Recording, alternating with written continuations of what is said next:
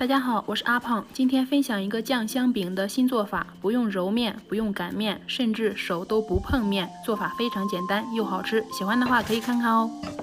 先制作酱料，准备一些蒜末、姜末、葱段备用，再准备香辣酱一袋，适量蒜蓉辣酱和番茄酱。开小火，先把大料炸香，放入葱姜蒜末，炒至褐色，捞出，直流底油。熬酱时要开小火，倒入香辣酱。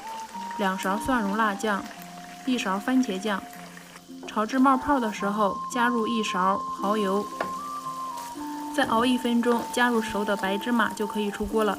这个酱非常百搭，吃什么都很香。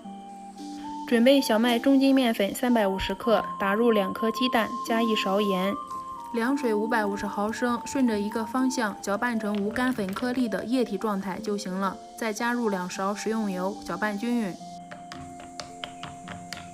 电饼撑开中火，刷1层油，倒入面糊的1/2，摇晃均匀，盖上盖子焖上6-7分钟，之后翻面，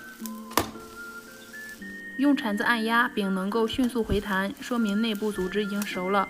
抹上香辣酱，撒入熟的白芝麻、葱花，就可以出锅了。酱香饼用这种方法做，口感柔软筋道又好吃，而且不用早起，10分钟就能搞定家人的早餐，特别的方便，省时省力。喜欢的话大家就试试吧。我是阿胖，谢谢您的观看，我们下期节目再见。喜欢我的视频就关注我吧，谢谢。